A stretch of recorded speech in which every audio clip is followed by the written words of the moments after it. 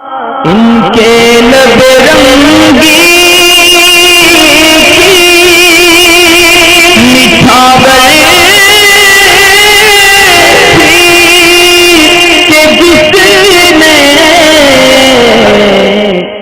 आसिफ भाई हैं, बहुत दिन से कमेंट में और ईमेल में एक सवाल को बार बार रिपीट कर रहे हैं, बहुत बेचैन हैं और इन्होंने पहले ही वाज़ेह कर दिया कि मैं कोई यानी ऑपरेटर नहीं हूं और ना मैं कोई डिस्ट्रीब्यूटर हूं, मगर ये पूछना चाहते हैं कि कैशबैक का लेना जायज़ है या नाजायज़ है कि लोग मोबाइल के अंदर रिचार्ज करते हैं और उसके बदले में उनको कुछ पैसा वापस आ जाता है, उस पैसों को रख सकते हैं या नहीं। और ये कोई डिस्ट्रीब्यूटर नहीं, सिर्फ एक सवाल करना चाहते हैं। तो ऐसा नहीं है कि डिस्ट्रीब्यूटर हो या ना हो, सवाल तो डिस्ट्रीब्यूटर भी कर सकते हैं और आम आदमी भी कर सकता है, इसमें तो कोई हरज वाली बात नहीं है। और इसी से मुताल्लिक एक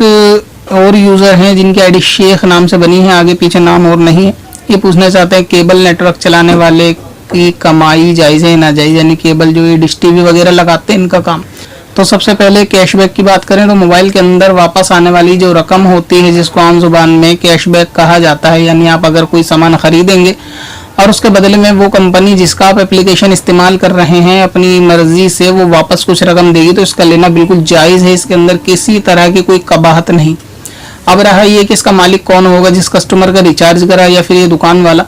तो इसका मालिक वो होगा कि जो एप्लीकेशन को इस्तेमाल कर रहा है और कंपनी ये कैशबैक उसको दे रही है।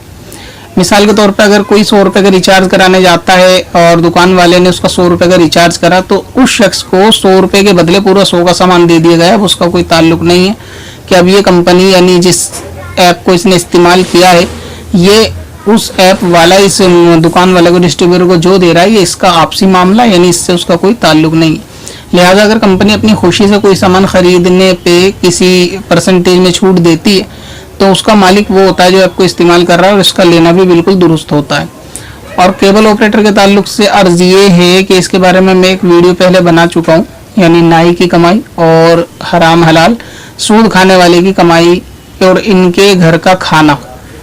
तो आपने पूछा केबल ऑपरेटर के ताल्लुक से, तो इनका काम तो नाजायज़ है, यानी ये काम जो टीवी वगैरह चलाना, गाने वगैरह को सेट करना, डिश टीवी जिसको बोलते हैं, और इसके अंदर उमूमन बेहयाई बेपर्दगी म्यूजिक होते हैं। अब अगरचे कोई ये कहे कि मैंने न्यूज़ के लिए लगवाया है, किसके लिए लगवाया है, इसका लगाना और लगवाना दोनों नाजायज़ और गुनाह है और इससे हासिल होने वाले पैसे भी नाजायज़ है। अब इनके घर के खाने के ताल्लुक से वही वीडियो जो अभी मैंने बताई डिस्क्रिप्शन में उसका लिंक अगर मिल जाए तो ठीक है, नहीं मिले तो आप उसको तलाश कर लें कि जो सूद खाता है उसके घर की दावत का हुक्म और जो नाई हजरात होते हैं उनके घर की दावत का हुक्म, यानी उनके घर का खाना कैसा। तो जो कायदा उसके अंदर बयान किया गया वही कायदा यहाँ पर है केबल ऑपरेटर के ताल्लुक से कि उनके घर का खाना खा सकते हैं या नहीं खा सकते, तो उसको आप देख लेंगे, वही हुक्म यहाँ पर होगा। बाकी केबल ऑपरेटर का काम ये नाजायज़ है, हराम है, क्योंकि गुनाह पर मदद करना है। अगर कोई अपनी खुशी से भी कहता है कि आप हमारे घर में ये टीवी लगा दीजिए, सिस्टम जो भी होता है ये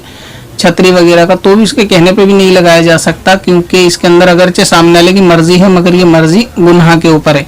इसकी छोटी सी मिसाल एक दूं, अगर वैसे तो समझ में आएगी नहीं जो केबल ऑपरेटर उनके, लेकिन फिर भी आवाम को समझाने के लिए कि अगर कोई शख्स मुझसे आके ये कहे कि आप मेरे साथ थोड़ी मदद करो, मुझे घर में चोरी करनी है और वो घर मेरा ही है, तो क्या मैं उसकी मदद करूंगा उसको चोरी करने में? जाहिर सी बात है कि नहीं करूंगा।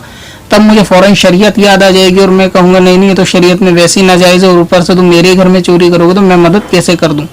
लेकिन जब कोई शख्स आपसे छतरी लगवाने के लिए आएगा, वो कहेगा भाई मेरी मर्जी है आप इसको लगा दें, तब आपको शरीयत याद नहीं आएगी, तब आप ये कहेंगे नहीं उसने अपनी मर्जी से लगवाई, हमारा क्या कसूर। तो उसने अपनी मर्जी से आपको चोरी करने के लिए भी तो कहा था, जब तो आपको शरीयत याद आई फौरन कि शरीयत में तो ये हराम है इसलिए मैं चोरी नहीं करूंगा। तो शरीयत में जिस तरह चोर के लिए उसकी मदद करना नाजायज़ है,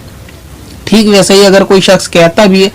कि आप हमारे घर के अंदर ये डिश टीवी वगैरह लगा दे, तो उसके कहने के बावजूद भी लगाकर उसकी मदद करना, उसको गाने वगैरह दिखाने में, फिल्म दिखाने में मदद करना,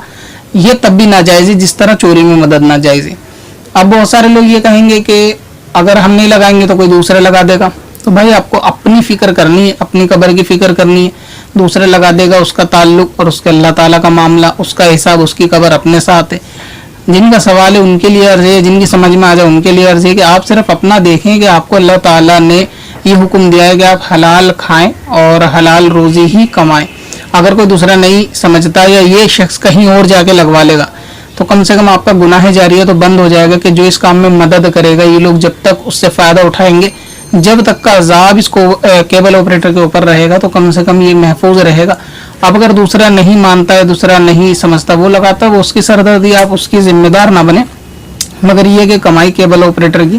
जो ये नाजायज, यानी हर नाजायज काम से हासिल शुदा रकम ये नाजायज होती है, इसमें खास कोई केबल ऑपरेटर की कोई कैद नहीं है। अच्छा, केबल ऑपरेटर के साथ एक और भी काम आता है, जैसे मोबाइल वगैरह के अंदर गाने डाउनलोड करना। पत्थर में हंस